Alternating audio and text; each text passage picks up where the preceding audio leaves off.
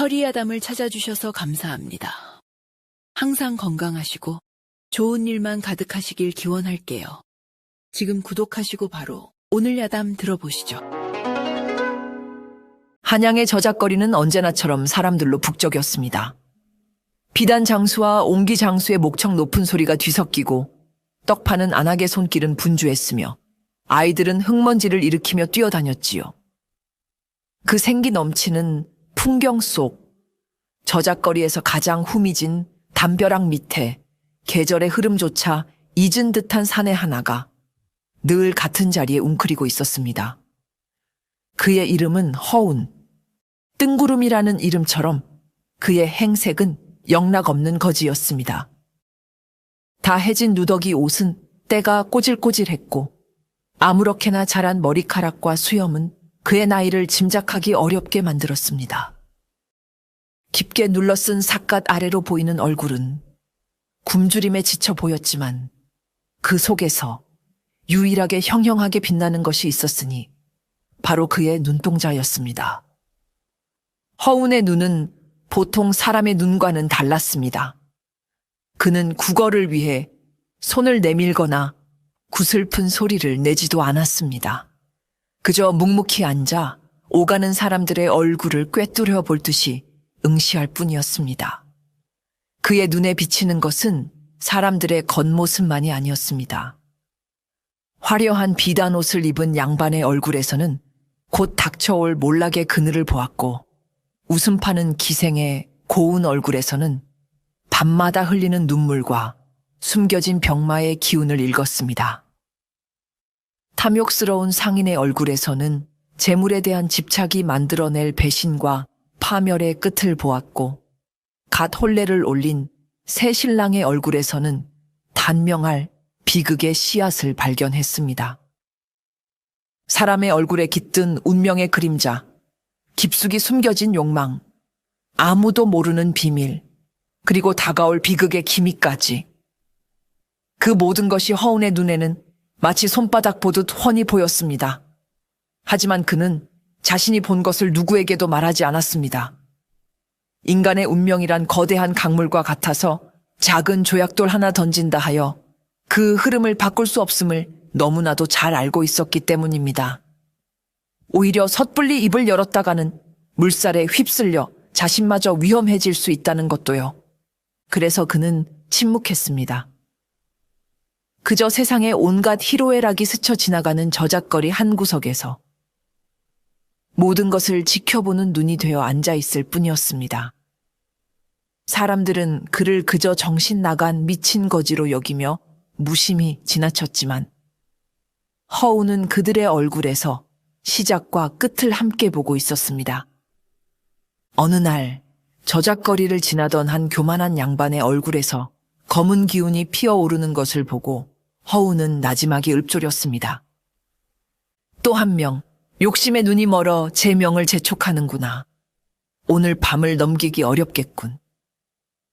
그리고 다음 날, 그 양반이 노름판에서 시비가 붙어 칼에 맞아 죽었다는 소문이 저작거리에 파다하게 퍼졌습니다.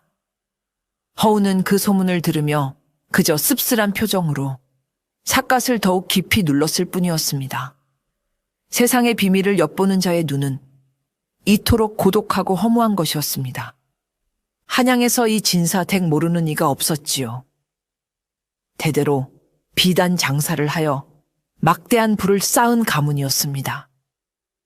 그 집의 주인인 이 진사는 성품이 인색하고 깐깐하기로 유명했지만 딱 한 가지, 그의 물은 구석이 있었으니 바로 쉰이 넘어 얻은 늦둥이 외아들 규호였습니다. 규호는 이 진색에 눈에 넣어도 아프지 않을 금지 오겹이었지요. 규호는 아버지의 기대에 부응하듯 용모가 준수하고 총명하여 글 공부에도 뛰어난 재능을 보였습니다. 이 진사는 아들이 장차 과거에 급제하여 높은 벼슬에 오르고 가문을 더욱 빛내줄 것이라 굳게 믿었습니다. 그는 아들의 창창한 미래를 위해서라면 어떤 대가라도 치를 준비가 되어 있었습니다. 그러던 어느 날 이 진사는 아들의 앞날이 너무나도 궁금한 나머지 장안에서 용하다는 관상가들을 찾아다니기 시작했습니다. 그는 값비싼 인삼과 비단을 예물로 싸들고 이름난 관상가들을 차례로 만났습니다. 하지만 그들은 하나같이 이 진사의 재물과 권세에 아첨하는 말들만 늘어놓을 뿐이었습니다. 허허, 도련님은 제왕이 될 상입니다요. 장차 영의 정도 문제 없겠습니다. 이런 귀한 골격은 평생 처음 봅니다. 하늘이 내린 인물이십니다. 이 진사는 그런 허황된 말들이 지겨워졌습니다.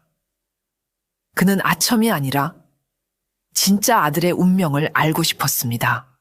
실망한 채 집으로 돌아오던 길, 그는 번잡한 저작거리를 지나게 되었습니다.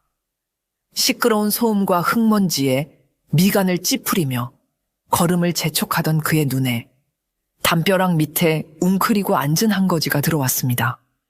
다른 거지들과는 무언가 달랐습니다. 구걸도 하지 않고 그저 고개를 숙인 채 깊은 생각에 잠겨 있는 듯한 모습. 그리고 문득 고개를 들었을 때 이 진사는 그 거지의 눈빛과 마주치고는 저도 모르게 걸음을 멈추었습니다.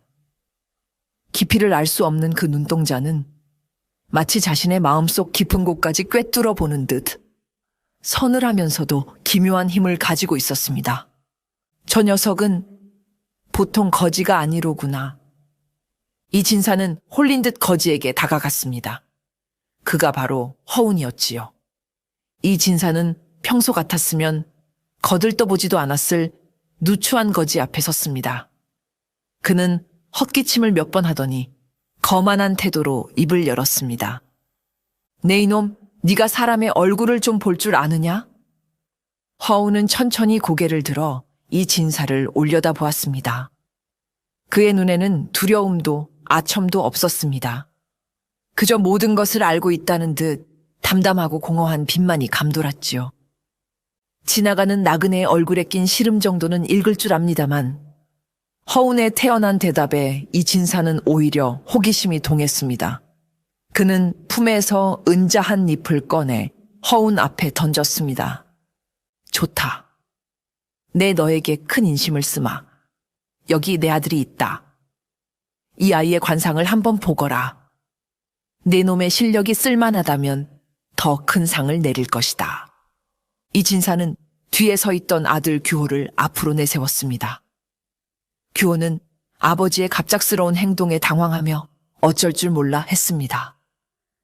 허운의 시선이 규회계로 향했습니다. 그는 규호의 얼굴을 힐끗 아주 짧은 순간 바라보았을 뿐입니다.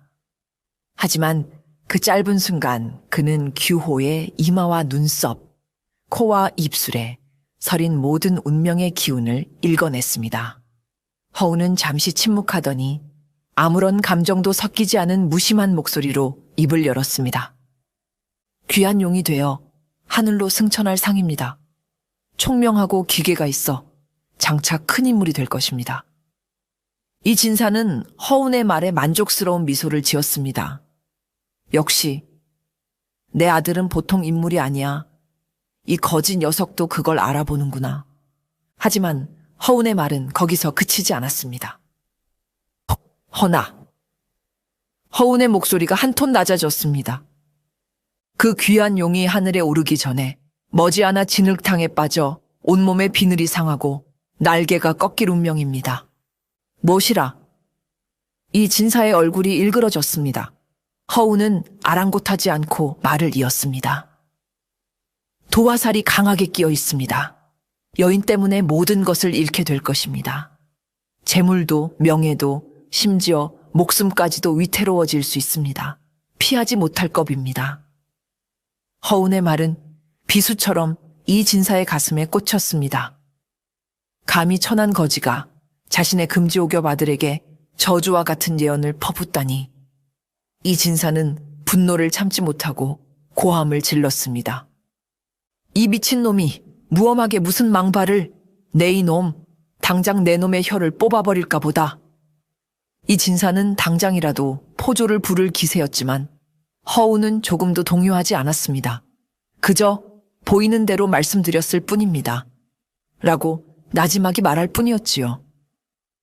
이 진사는 분을 사귀지 못하고 허운에게 욕설을 퍼부으며 규호의 손을 잡고 황급히 그 자리를 떠났습니다.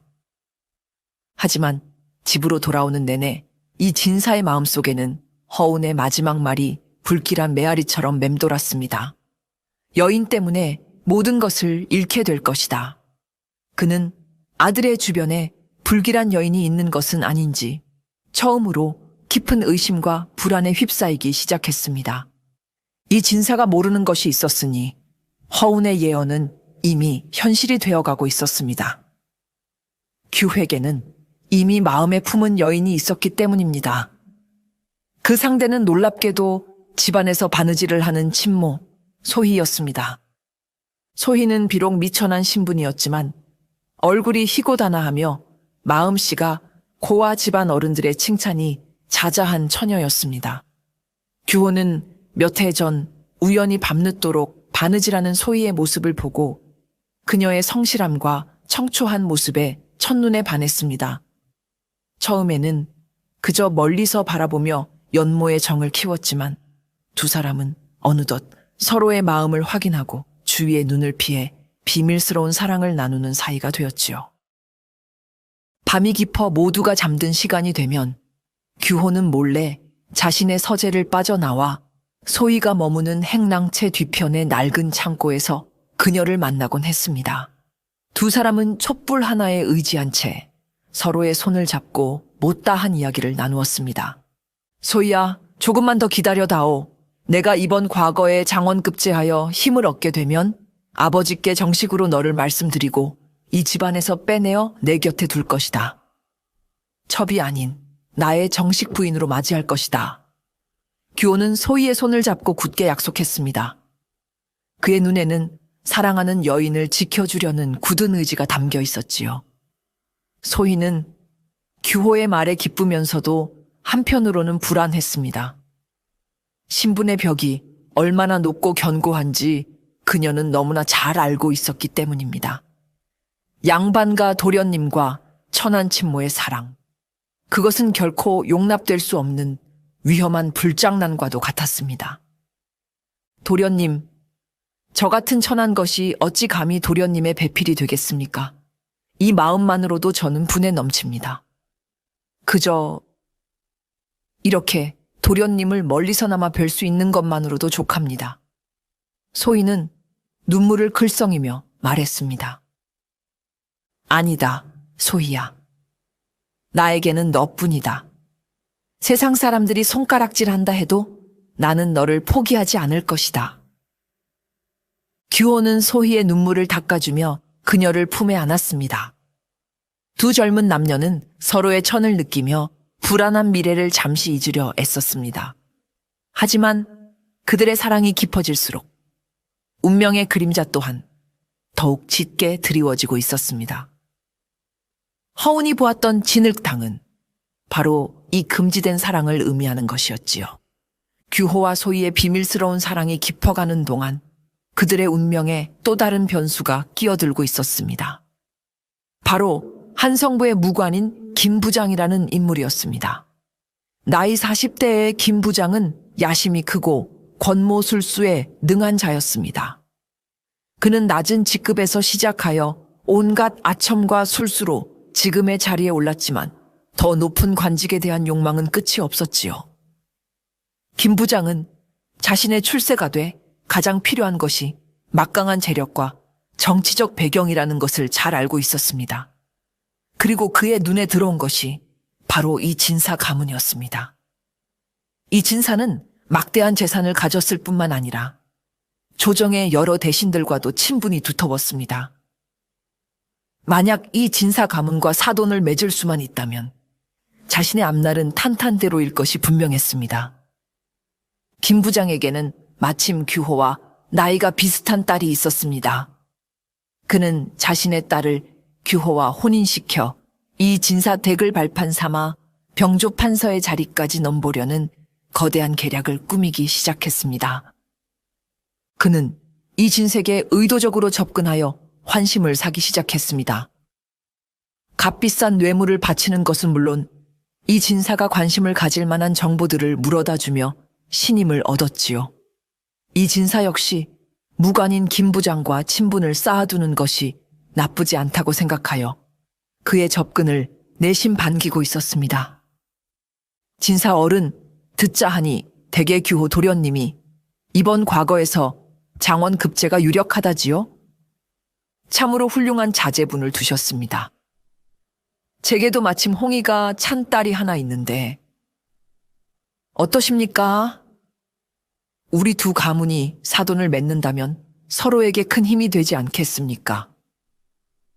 김 부장은 노골적으로 혼담을 꺼냈고 이 진사는 겉으로는 아직 아이가 어리다며 겸양을 떨었지만 속으로는 김 부장의 제안에 마음이 동하고 있었습니다.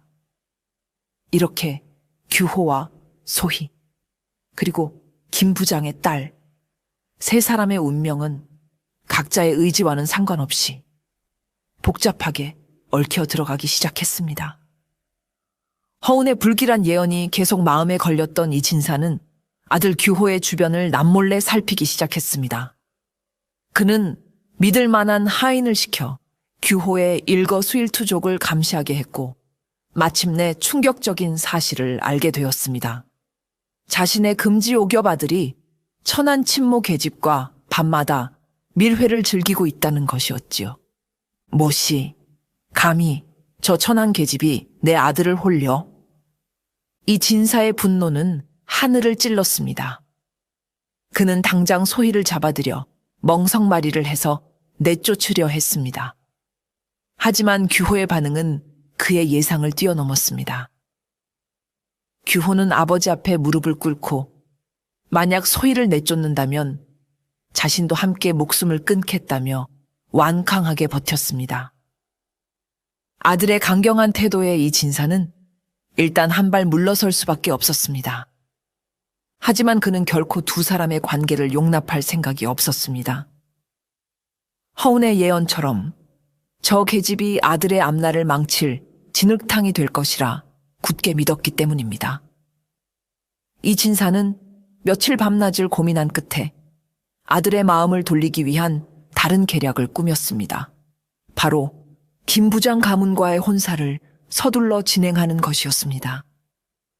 규호야, 네가 아직 철이 없어 그런 모양이다. 신분에 차라는 것이 얼마나 무서운 것인지 너는 아직 모른다. 저 계집은 잊어라. 내가 너를 위해 최고의 신부감을 정해두었다. 김 부장 댁 여식인데 용모도 아름답고 가문도 훌륭하니 너의 배필로 조금도 손색이 없을 것이다. 규호는 아버지의 결정에 필사적으로 반대했지만 이 진사는 막무가내였습니다. 그는 규호를 서재에 가두다시피 하고 외부와의 접촉을 막아버렸습니다.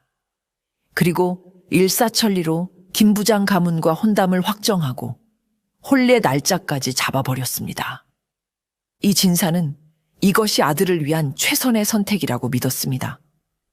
번듯한 양반과 규수와 혼례를 치르고 나면 규호도 자연히 천한 계집 따위는 있게 될 것이라고 생각했지요. 하지만 그의 그릇된 부정은 오히려 아들을 더욱 깊은 절망의 구렁텅이로 몰아넣고 있었습니다. 그는 자신의 계략이 어떤 끔찍한 비극을 불러올지 전혀 예상하지 못하고 있었습니다. 이 진사와 김 부장 사이에 혼담이 확정되고 양가는 본격적인 혼례 준비로 분주했습니다. 어느 날 김 부장이 예물을 논하기 위해 이 진사 댁을 찾았다가 돌아가는 길이었습니다. 저작거리를 지날 때 그는 우연히 허운과 마주치게 되었습니다. 김 부장은 남루한 행사에게 거지를 보고 인상을 찌푸리며 지나치려 했습니다. 하지만 허운이 그를 막아서며 나지막이 입을 열었습니다. 나리, 잠시 드릴 말씀이 있습니다. 내 이놈 감히 네 앞이라고 길을 막느냐 썩 비키지 못할까. 김 부장은 호통을 쳤습니다. 허운은 그의 호통에도 아랑곳하지 않고 그의 얼굴을 빤히 들여다보며 읊조렸습니다. 나리의 얼굴에는 권세에 대한 욕망이 가득하시군요. 그 욕심이 하늘을 찌를 듯합니다. 김 부장은 어이가 없다는 듯 헛웃음을 쳤습니다. 그래서 어쨌다는 것이냐? 허운의 눈빛이 순간 싸늘하게 변했습니다. 허나 그 욕심이 날카로운 칼날이 되어 나리의 목을 겨누고 있습니다. 그 칼날이 떨어질 날이 그리 멀지 않았습니다. 김 부장은 허운의 섬뜩한 말에 순간 오싹함을 느꼈지만 애써 태연한 척하며 그를 밀치고 지나갔습니다. 미친 거지놈이 헛소리를 하는구나. 재수 없겠으리. 하지만 집으로 돌아가는 내내 허운의 기묘한 눈빛과 칼날이 목을 겨누고 있다는 예언이 그의 뇌리에서 떠나지 않았습니다. 괜한 불안감에 휩싸였지만 그는 곧 명문가인 이 진사댁과 사돈을 맺게 될 것이라는 생각에 애써 불길한 예감을 떨쳐버렸습니다. 그는 자신의 계략이 완벽하게 진행되고 있다고 믿었지만 실은 스스로 파멸의 길로 한 걸음 더 다가서고 있을 뿐이었습니다. 김 부장의 딸과의 혼례 날짜가 코앞으로 다가오자 규호의 절망감은 극에 달했습니다. 아버지의 감시 속에 갇혀 소희를 만날 수도 없게 되자 그의 마음은 타들어 가는 듯 했습니다. 이대로 원치 않는 혼인을 하고 평생을 불행하게 살 수는 없었습니다. 규호는 마침내 마지막 결단을 내렸습니다. 모든 것을 버리고 소희와 함께 멀리 도망쳐 둘만의 삶을 꾸리기로 결심한 것입니다. 그는 자신을 감시하는 하인을 몰래 매수하여 소희에게 자신의 뜻을 전하는 데 성공했습니다. 소희 역시 규호 없는 삶은 의미가 없다고 생각했기에 위험을 무릅쓰고 그의 계획에 동참하기로 했습니다. 두 사람은 혼례식 전날 밤 야반 도주를 하기로 약속했습니다. 규호는 그날 밤 아버지 몰래 서재에 보관되어 있던 갑오, 값비싼 옥파의 몇 개와 약간의 폐물을 챙겼습니다. 멀리 떠나 정착하려면 자금이 필요했기 때문입니다. 그리고 모두가 잠든 깊은 밤, 그는 조심스럽게 자신의 방을 빠져나와 소희와 만나기로 약속한 뒷담으로 향했습니다. 소희는 이미 그곳에 나와 초조하게 규호를 기다리고 있었습니다. 그녀의 손에는 작은 보따리 하나만이 들려 있었지요. 두 사람은 서로의 손을 꼭 잡았습니다. 앞으로 어떤 고난이 닥칠지 알 수 없었지만 함께라면 두렵지 않았습니다. 소희야, 가자. 이제 우리를 막을 수 있는 것은 아무것도 없다. 네, 도련님. 어디든 함께 가겠습니다. 두 젊은 연인은 어둠을 틈타 조심스럽게 담장을 넘었습니다. 그들의 앞에는 낯설고 험난한 길이 펼쳐져 있었지만 그들의 마음은 오히려 자유를 향한 희망으로 부풀어 있었습니다. 하지만 그들은 자신들의 뒤를 쫓는 더 어둡고 위험한 그림자가 있다는 사실은 까맣게 모르고 있었습니다. 한양을 빠져나가기 위해 인적이 드문 뒷골목을 따라 걷던 규호와 소희는 우연히 한 사내와 마주쳤습니다. 깊게 눌러쓴 삿각과 남루한 행색. 바로 거지 관상가 허운이었습니다. 허운은 마치 그들이 지나가기를 기다렸다는 듯 길 한가운데에 서서 그들을 막아섰습니다. 이 밤에 어딜 그리 급히 가시오. 허운의 목소리는 낮고 차분했습니다. 규호는 웬 거지가 길을 막자 불쾌한 표정을 지으며 비키라고 소리쳤습니다. 웬 놈이냐? 썩 길을 비키지 못할까? 하지만 허운은 꼼짝도 하지 않았습니다. 그는 삿갓 아래로 두 사람의 얼굴을 번갈아 보더니 깊은 한숨을 내쉬었습니다.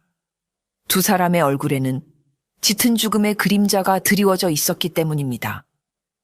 오늘 밤 떠나면 두 사람 모두 객사할 운명입니다. 이 길의 끝은 관아의 옥사가 아니라 차가운 강바닥이 될 것이요. 허운의 말은 섬뜩할 정도로 단호했습니다. 규호는 미친 거지의 헛소리라며 그를 밀치고 지나가려 했습니다. 하지만 그때 소희가 규호의 옷자락을 붙잡았습니다. 그녀는 허운의 눈빛에서 범상치 않은 기운을 느꼈습니다. 그의 눈은 미친 사람의 눈이 아니었습니다. 모든 것을 알고 있다는 듯한 깊은 슬픔과 연민이 담겨 있었습니다. 도련님, 잠시만요. 이분의 말씀을 조금만 더 들어보아요. 허우는 소희를 바라보며 말을 이었습니다. 아가씨의 얼굴에는 고초가 서려 있으나 아직 명줄은 끊어지지 않았소. 허나 오늘 밤 이 사내와 함께 길을 떠난다면 그 명줄마저 끊어지게 될 것이오.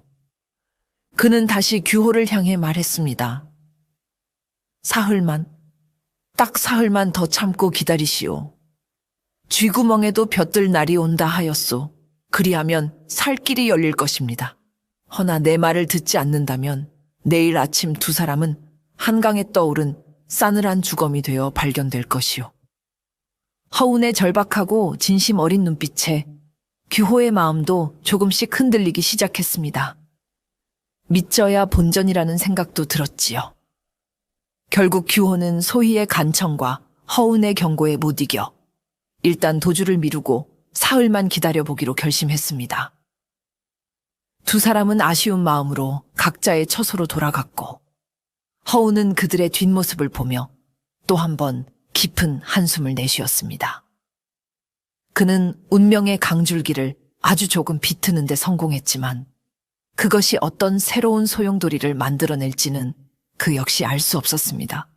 규호와 소희가 도주를 미룬 그날 밤 한양으로 통하는 길목의 한적한 주막에서는 술판이 벌어지고 있었습니다. 인상이 험악한 사내 대여섯 명이 모여 앉아 누군가를 기다리는 듯 했지요. 그들은 바로 김 부장이 고용한 자객들이었습니다. 김 부장은 규호와 소희의 야반도주 계획을 미리 눈치채고 있었습니다. 그는 규호를 자신의 사위로 만들기 위해 걸림돌인 소희를 이번 기회에 아예 제거해버릴 작정이었습니다. 만약 규호가 반항한다면 그 역시 다리를 부러뜨려서라도 혼례식장에 끌어다 놓을 셈이었지요. 그 계집은 곱게 처리해버리고 도련님은 다치지 않게 모셔오라.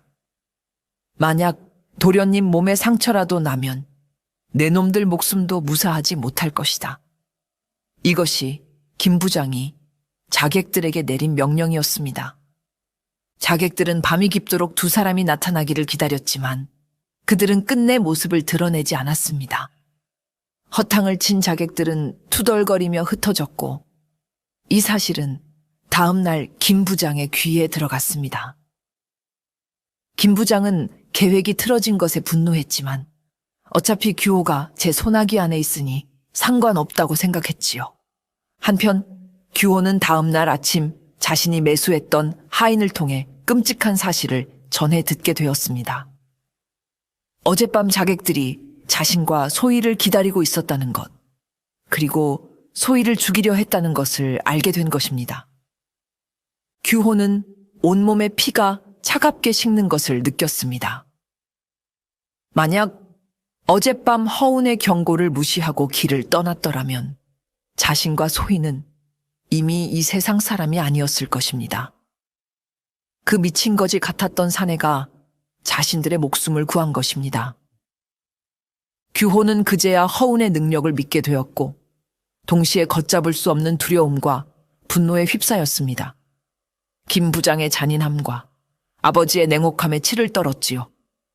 하지만 그는 이제 아무것도 할 수 없었습니다. 그의 운명은 이미 거대한 덫에 걸려든 것과 같았습니다.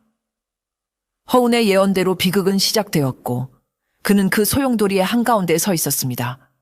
아들 규호의 도주 시도가 실패로 돌아가자 이 진사는 안도의 한숨을 내쉬면서도 더욱 큰 위기감을 느꼈습니다. 규호가 천한 친모 계집 때문에 목숨까지 걸 정도로 깊이 빠져 있다는 사실을 확인했기 때문입니다.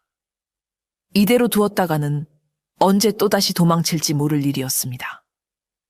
저 계집을 이 집안에서 완전히 치워버리지 않고서는 규호의 마음을 바로잡을 수 없겠구나.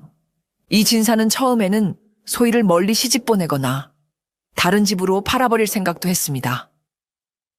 하지만 규호의 성정을 보아하니 그랬다가는 무슨 짓을 저지를지 몰랐습니다. 그는 더욱 확실하고 잔인한 방법을 쓰기로 결심했습니다. 아들의 창창한 미래를 위해서라면 손에 피를 묻히는 것쯤은 감수해야 한다고 생각했지요. 이 진사는 남몰래 인신매매를 하는 악독한 무리들과 접촉했습니다. 그는 막대한 돈을 주고 소희를 납치하여 다시는 돌아올 수 없는 먼 곳으로 팔아넘기라고 의뢰했습니다. 그곳은 바로 한번 들어가면 살아서는 나올 수 없다는 머나먼 남쪽 섬의 노예 시장이었습니다. 그 계집의 흔적을 이 땅에서 완전히 지워버려라. 누구도 그녀의 행방을 알지 못하게 해야 한다. 만약 일이 잘못되어 내 이름이 거론되기라도 한다면 너희들 목숨도 부지하지 못할 것이다. 이 진사의 눈에는 아들을 위한 비뚤어진 애정 대신 차가운 살기만이 가득했습니다. 그는 자신의 이기적인 욕심이 한 여인의 인생을 송두리째 파괴하고 결국에는 자신과 아들에게 더 큰 비극을 불러올 것이라는 사실을 깨닫지 못하고 있었습니다.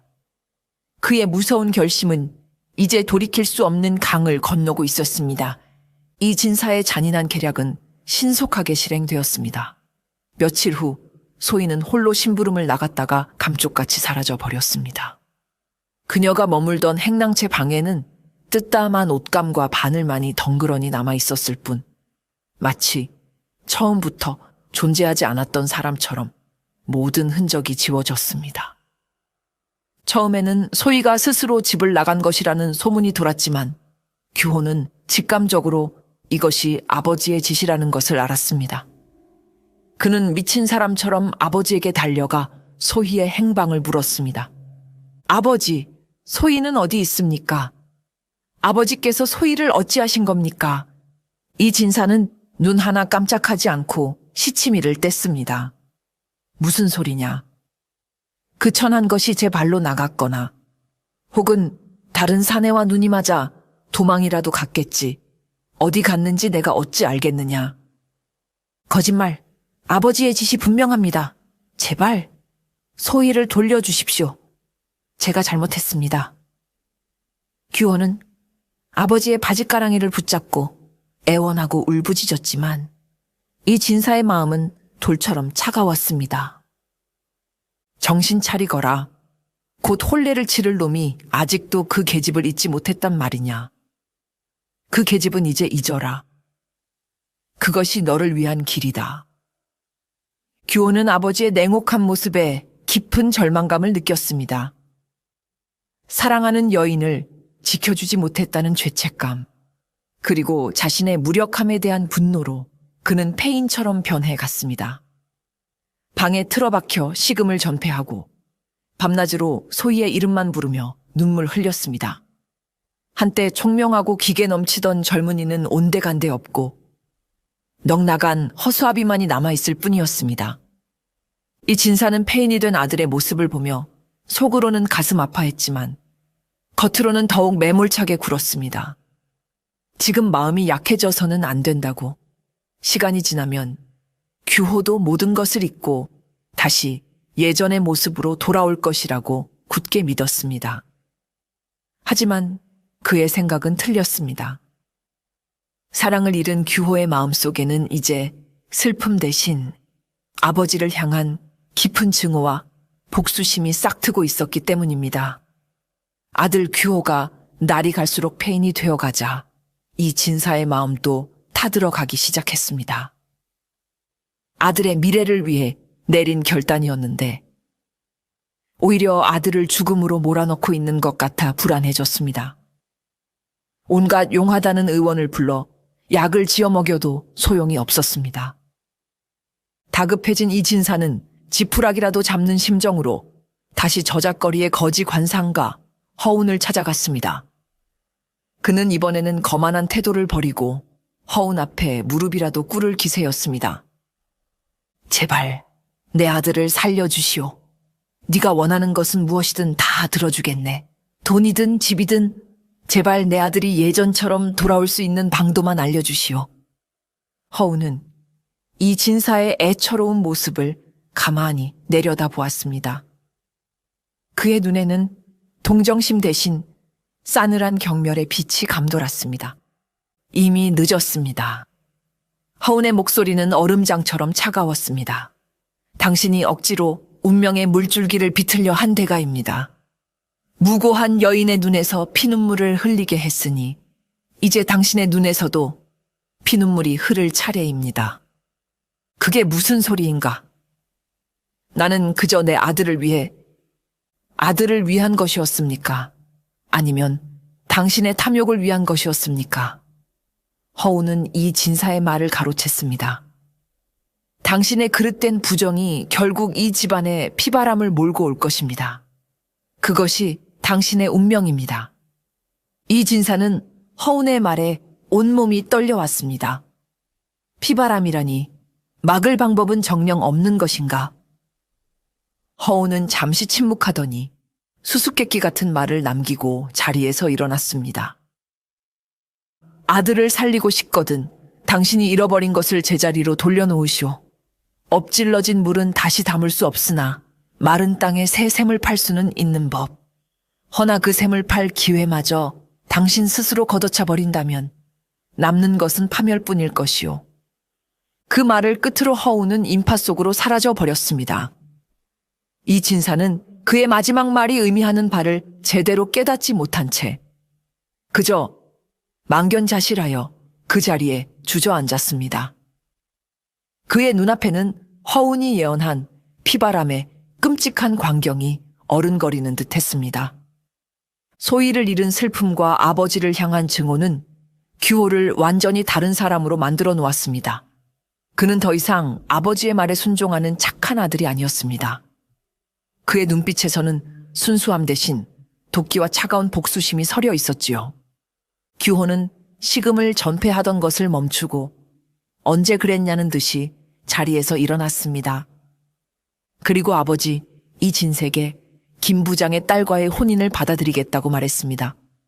이 진사는 아들이 마침내 마음을 잡았다고 생각하며 기뻐했지만 그것은 규호의 무서운 복수극의 시작일 뿐이었습니다. 규호는 김 부장과의 혼인을 받아들이는 척하며 이 진사 가문의 사위가 될 몸이라는 명분을 얻었습니다. 그는 아버지를 안심시킨 뒤로는 은밀하게 아버지의 약점과 비리를 캐기 시작했습니다. 이 진사가 그동안 비단 장사를 하며 탈세를 하거나 경쟁 상인들을 음해하고 고리대금업으로 서민들의 피를 빨아먹은 온갖 추악한 행적들을 하나씩 파헤쳐 증거를 모았습니다. 규호는 아버지가 평생을 바쳐 쌓아 올린 그 재물과 권력을 이용하여 아버지를 파멸시키려는 무서운 계획을 세운 것입니다. 그는 아버지에게 가장 큰 고통을 줄 수 있는 방법이 바로 그가 가장 아끼는 모든 것을 빼앗는 것임을 잘 알고 있었습니다. 김 부장의 딸과의 혼례는 예정대로 치러졌습니다. 규호는 혼례식 내내 무표정한 얼굴로 꼭두각시처럼 움직였습니다. 그의 마음속에는 오직 복수심만이 불타고 있었지요. 그는 이제 아버지에게서 가문의 모든 권한을 서서히 넘겨받으며 자신의 계획을 실행할 때를 기다렸습니다. 사랑을 잃은 젊은이는 그렇게 가장 가까운 사람에게 칼을 겨누는 냉혹한 복수자로 변해가고 있었습니다. 허우는 저작거리에서 규호와 이 진사 가문의 소식을 간간히 전해 들었습니다. 규호가 김 부장의 딸과 혼례를 올렸다는 소식을 들었을 때 그는 규호의 얼굴에 드리워져 있던 복수의 그림자가 더욱 짙어졌음을 느꼈습니다. 그는 이대로 두었다가는 이 진사 가문 전체가 파멸할 것이고 규호 역시 그 비극의 소용돌이에서 벗어나지 못할 것임을 직감했습니다. 저 어리석은 부자의 싸움이 더 큰 비극을 낳기 전에 무언가 해야만 한다. 허우는 처음으로 운명에 적극적으로 개입하기로 마음먹었습니다. 그는 자신이 본 운명의 흐름을 조금이라도 긍정적인 방향으로 바꾸고 싶었습니다. 그러기 위해서는 먼저 사라진 소희의 행방을 찾아야 했습니다. 그녀만이 이 비극의 고리를 끊을 수 있는 유일한 열쇠였기 때문입니다. 허우는 자신의 신비한 능력을 사용하기 시작했습니다. 그는 저작거리를 오가는 사람들의 얼굴을 보며 소희와 관련된 아주 작은 단서라도 찾아내려 애썼습니다. 며칠간의 노력 끝에 그는 이 진사 댁을 드나들던 한 인신매매꾼의 얼굴에서 소희의 슬픈 얼굴을 읽어내는 데 성공했습니다. 하지만 인신매매꾼을 직접 찾아가 추궁하는 것은 위험한 일이었습니다. 허우는 저작거리에서 유일하게 자신을 미친 거지로 보지 않고 따뜻한 밥 한 끼와 막걸리 한 사발을 건네주던 늙은 약재상 박노인을 찾아갔습니다. 박노인은 허운의 정체를 어렴풋이 짐작하고 있는 유일한 친구였습니다. 허운은 박노인에게 모든 사정을 털어놓고 도움을 청했습니다. 박노인은 허운의 이야기를 듣고 혀를 차며 자신의 인맥을 총동원하여 소희의 행방을 수소문하기 시작했습니다. 며칠 후 박노인은 청천벽력 같은 소식을 가져왔습니다. 소희가 머나먼 남쪽 섬에 노예로 팔려갔다는 것이었습니다. 그곳은 한번 들어가면 살아 돌아오기 힘든 지옥 같은 곳으로 악명이 높았습니다. 허우는 소희가 아직 살아있다는 사실에 안도하면서도 그녀를 구해낼 길이 막막하여 깊은 시름에 잠겼습니다. 그는 규호에게 이 사실을 알려야 할지 아니면 다른 방법을 찾아야 할지 고민하기 시작했습니다. 허운이 소희의 행방을 찾는 동안 한양에서는 또 다른 큰 사건이 터졌습니다. 이 진사 가문과 사돈을 맺고 기세등등해진 김 부장이 마침내 몰락의 길을 걷게 된 것입니다. 규호와의 혼인으로 막강한 재력을 뒷배로 삼게 된 김 부장은 더욱 오만방자하게 권세를 휘둘렀습니다. 그는 자신의 출세를 위해 반대파를 무자비하게 숙청하고 뇌물을 챙기는 등 온갖 악행을 서슴지 않았지요. 그의 탐욕은 끝이 없었고 그는 마침내 자신이 건드려서는 안 될 상대까지 건드리고 말았습니다. 바로 임금의 신임이 두터운 다른 세력의 핵심 인물을 모함하려 한 것입니다. 이것이 화근이 되었습니다. 김 부장의 적들은 이때를 놓치지 않고 연합하여 그의 과거 비리를 낱낱이 파헤쳐 임금에게 고했습니다. 설상가상으로 그가 과거에 저질렀던 작은 역모 사건에 연루되었던 증거까지 드러나고 말았습니다. 상황은 걷잡을 수 없이 커졌습니다.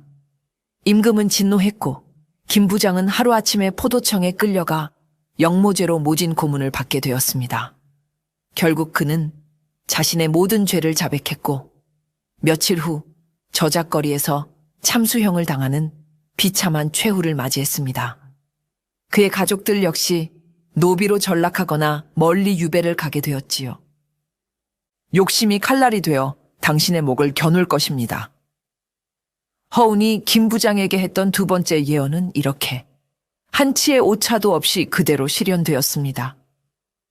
저작거리 사람들은 김 부장의 몰락을 보며 혀를 차면서도 언젠가 그에게 섬뜩한 예언을 했던 미친 거지의 이야기를 떠올리며 수군거리기 시작했습니다.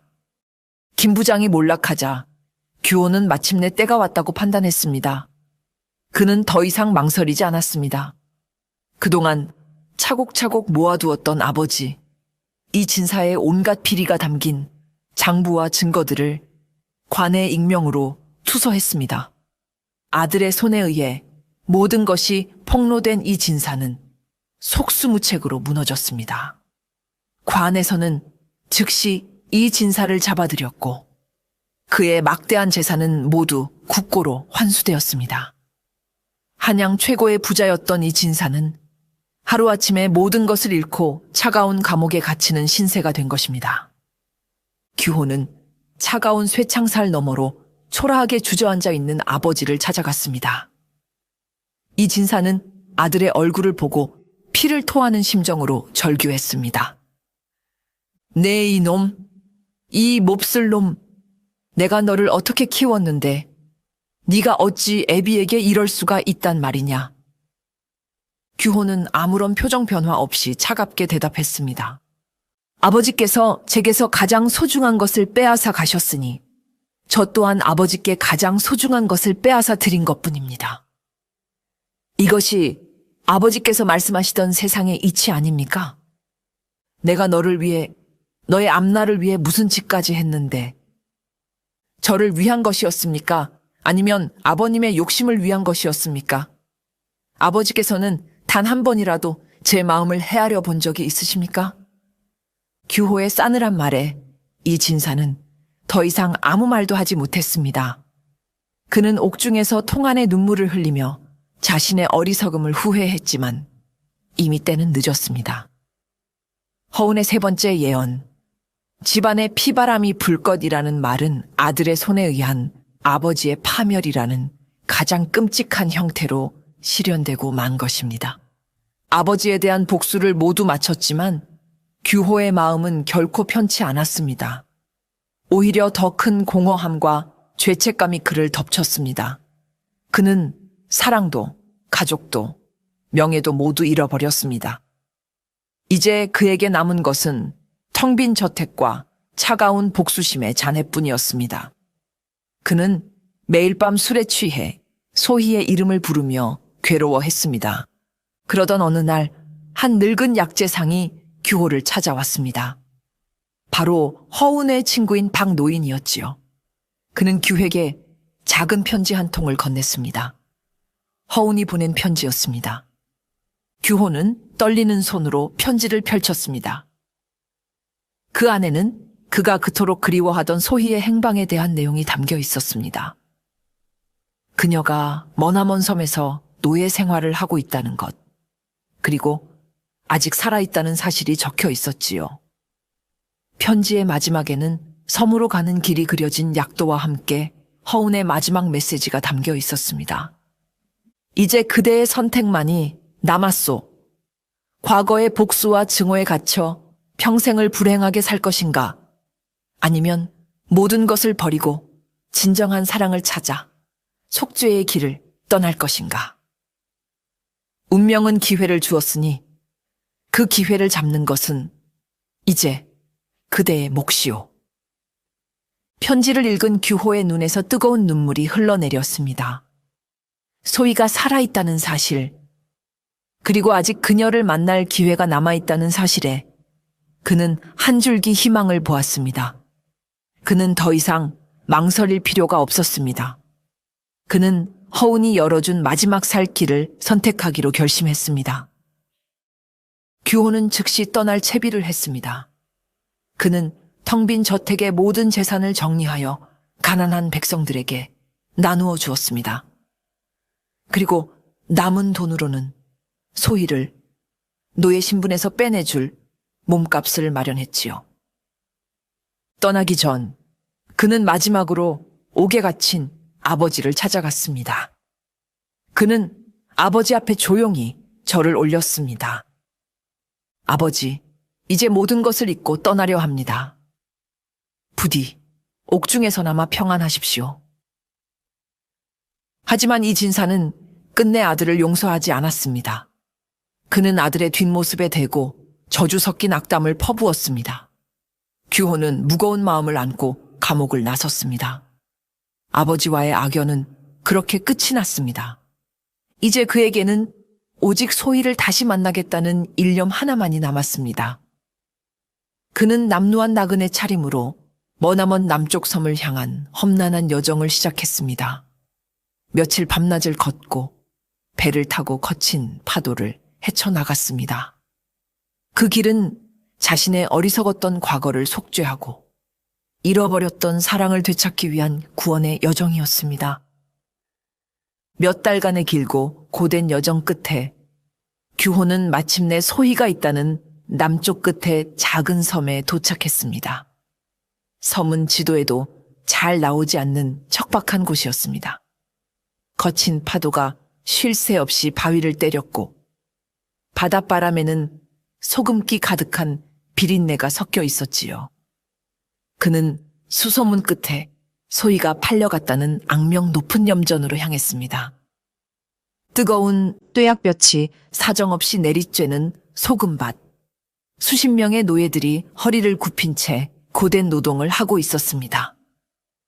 모두가 지치고 절망적인 표정으로 기계처럼 움직이고 있었지요.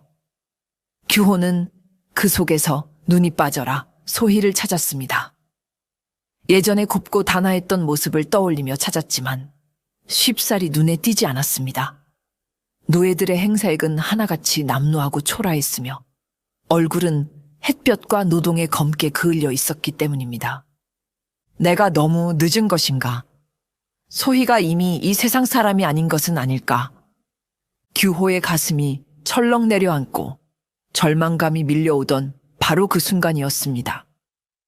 염전 한쪽 구석에서 물을 길어 나르던 한 여인이 발을 헛디뎌 넘어졌습니다. 바로 그 순간 규호는 숨을 멈췄습니다. 비록 얼굴은 헬쑥하고 검게 그을렸으며 입술은 바짝 말라 있었지만 그 맑고 슬픈 눈빛만은 예전의 소희 그대로였습니다. 소희야. 규호는 자신도 모르게 목이 터져라 그녀의 이름을 불렀습니다. 소희 역시 놀라소리가 나는 쪽을 바라보았습니다. 그녀는 꿈에도 그리던 규호의 모습을 보고 자신의 눈을 의심했습니다. 이것이 현실인지 아니면 고된 노동에 지쳤구는 헛된 꿈인지 분간할 수 없었습니다. 규호는 염전으로 미친 듯이 달려갔습니다. 질척이는 바닥에 발이 빠지는 것도 아랑곳하지 않았습니다. 그는 소희 앞에 이르러 차마 그녀의 상처투성이인 몸에 손을 대지도 못하고 그저 바라보며 눈물만 뚝뚝 흘렸습니다. 소희야, 나다, 규호야, 내가 왔어. 그제야 현실임을 깨달은 소희의 눈에서도 뜨거운 눈물이 봇물 터지듯 쏟아져 나왔습니다. 그녀는 힘겹게 몸을 일으키려 했지만 다리에 힘이 풀려 다시 주저앉고 말았습니다. 규호는 그런 소희 앞에 털썩 무릎을 꿇었습니다. 그는 차마 소희의 얼굴을 마주 보지 못하고 땅에 머리를 박고 흐느꼈습니다. 내가 잘못했다, 소희야. 제발 나를 용서해다오. 내가 너무 어리석었고 너무 나약했다. 너를 지켜주지 못했어. 내가 너무 늦었구나. 그의 등은 죄책감과 회한으로 격렬하게 떨리고 있었습니다. 소희는 떨리는 손을 뻗어 규호의 어깨를 가만히 감쌌습니다. 그녀의 손길은 거칠었지만 그 어떤 비단보다도 부드럽고 따뜻하게 느껴졌습니다. 아닙니다, 도련님. 이렇게 살아 돌아와 주신 것만으로도 저는 여한이 없습니다. 소희의 눈에서는 원망의 눈물이 아닌 재회의 기쁨과 깊은 용서의 눈물이 흘러내렸습니다. 그녀는 규호를 원망하지 않았습니다. 그 역시 거대한 운명 속에서 고통받았을 피해자임을 알고 있었기 때문입니다. 규호는 고개를 들어 눈물로 범벅이 된 소희의 얼굴을 바라보았습니다. 두 사람은 그 지옥 같은 염전 한가운데서 세상의 모든 소음이 멎은 듯 서로를 부둥켜 안았습니다. 어떤 말도 필요 없었습니다. 서로의 온기와 심장 소리를 통해 그들은 지난 세월의 모든 아픔과 그리움을 나누고 있었습니다. 규호는 준비해온 막대한 돈을 염전 주인에게 건네고 소희를 노예 신분에서 해방시켰습니다. 염전 주인은 평생 만져보지 못할 큰 돈에 입이 귀에 걸렸고 다른 노예들은 기적 같은 광경을 부러움과 경외의 눈빛으로 바라보았습니다. 그렇게 두 사람은 손을 잡고 지옥 같던 염전을 빠져나왔습니다. 그리고 그 작은 섬에 초가집 한 채를 얻어 새로운 삶을 시작했습니다. 규호는 평생 잡아본 적 없는 그물을 잡는 어부가 되었고 소희는 밭을 일구고 길쌈을 하며 살았지요. 비록 한양에서의 화려한 삶과는 비교할 수 없는 소박하고 고된 삶이었지만 두 사람의 얼굴에서는 웃음이 떠나지 않았습니다. 서로가 곁에 있다는 사실만으로도 세상 무엇과도 바꿀 수 없는 행복을 느꼈기 때문입니다.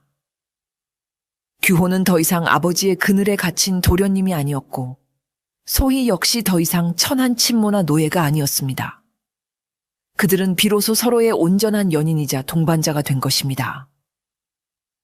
세월이 흘러 두 사람 사이에는 맑은 눈을 가진 아이들이 태어났습니다.